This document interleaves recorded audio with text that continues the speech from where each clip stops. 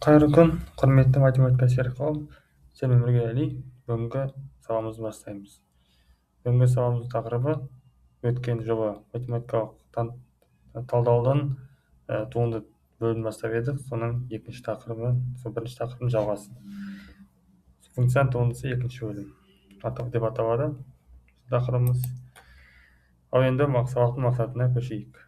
Біздің бүгінгі сабағымыз гиперболикалық функциялардың туындысын қарастыратын боламыз, және де туынды ережесін табу ережесі және туынды ережесін шоу емес, туынды кестесін қарастыратын боламыз, және де жоғары ретті туындыларды қарастыратын боламыз. Ал ендеше кеттік. Бізде гиперболикалық функция дегеніміз не?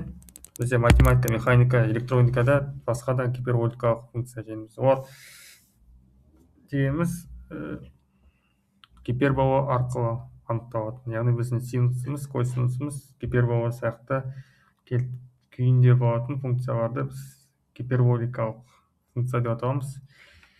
SHX дейміз гиперболикалық синус. Оның біз экспонент арқылы ашамыз. E дәрежесі x минус E минус x дәрежесі бөлінген 2. CH дегеніміз, CH деп тұрғанымыз, ол гиперболикалық косинус деп аталады.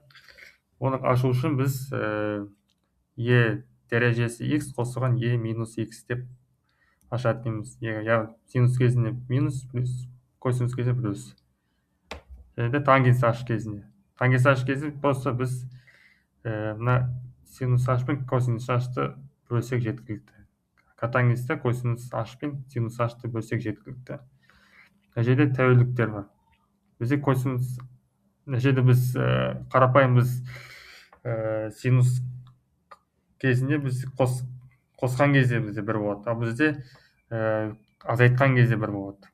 Мына жерде тура сондай тригонометриялық функциялар. Және де бізде тек айырмашылық мынада байқалып тұр. Және де косинус h кезінде, мына жерде біз бұрын минус еді ғой, қарапайым синус, ал гиперболикалық кезінде керісінше болады, плюс болады. Мына жерде де дәл солай. Мынау бізде функция, мынау сигмоид деп аталады. Оны кейін өтесіздер, машин learning дейтін сабақта осы функцияға байланысты бір есептер болады, модельдер болады. Ал біз мына функцияның туындысын қалай табамыз? Синус hx-тің туындысын табу үшін бізге бірінші мына 2-ден 1 коэффициентін шығарамыз да, мына ішін дифференциалдаймыз. Сонда ол ch береді. Біз егер косинус h туындалсақ, синус h. Бұны біз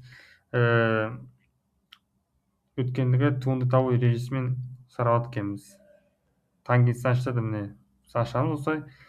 Мынау бізде 1, мынау косинус h. Мына жерде біз тригонометриялық формуланы қолданамыз. Сонда бізде синус h косинус h береді. Косинус h синус h. Байқап тұрсыздар, мына жерде ешқандай минус жоқ. Бәрі оң болады. Тек қана котангенсте ғана минус болады. Котангенс h. Так, дифференциалды ережесі мен туындылар кестесі бізде міне. Мынау 4 ереже бар бізде. Қосу азайту кезінде біз бірінші әрқайсысын туындылап қосып ал ең көбейту кезінде бірінші функция u at x туындалып, сосын v at x өзін алдырамыз да плюс минус кетеді, сосын u at плюс қосу u at x, сосын екінші функцияның туындысын алады екенбіз. Үшінші ережеде константа, біз константаны туындамаймыз. Константаны жақшан сыртынан шығарады екенбізді u at x-тен туындаламыз. Ал төртінші ережеде бөлшек рационал функциялардың туындысын қалай аламыз? Бөлшек рационал функцияның туындысын алу үшін бірінші мына v at x функциясына квадраттаймыз. Сол квадраттарынан кейін үстін мына тура осындай u at x көбейту v at x сияқты аламыз. Бұл жерде тек айырмашылық мына таңбасында болып тұр. Яғни бізде мынандай шарт орындалу керек, v at x-іміз нөлге тең болмау керек. Егер тең болса, ол бізде анықталмайтын болып қалады. Мына бізде 5-ші ереже u at x-тен туынды алу үшін y-тен. Бірінші мынау u at x дегеніміз бұл тізбек ережесі деп аталады. Егер бізде екі күрделі функция болса, бізден x-тен y алу үшін біз бөлеміз y at x-тен. Мынау бізде формуласы. Так, енді бұл жерде бұл фотода бізде туындылардың негізгі кестесі берілген. Бізде міне константа, мынау дәрежелі функция бар, мынау дәрежелі функция, мынау логарифм функциясы, мынау тригонометриялықтар кетеді.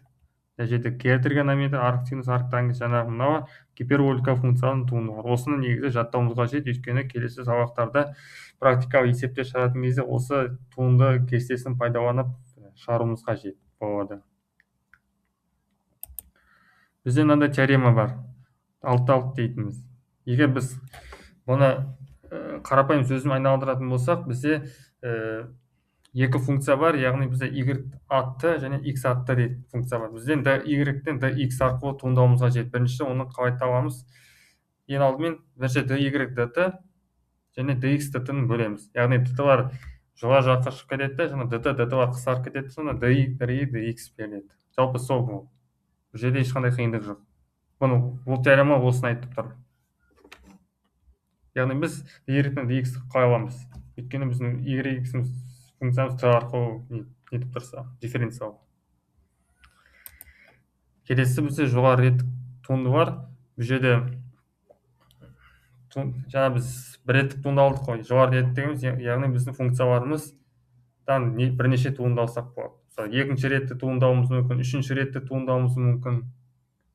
Сондай функциялар. Ол жоғары ретті дейміз, мысалы, екінші, үшінші, төртінші дәрежелі функциялар болатын болса, олардан біз бірінші туындауы, екінші туындауымыз болады, үшінші туынды, төртінші сөйтіп кете береді екен. Бұл жерде ережелер дәл солай. Бұл жерде ешқандай айырмашылық жоқ. Яғни физикада мынандай түсінік бар.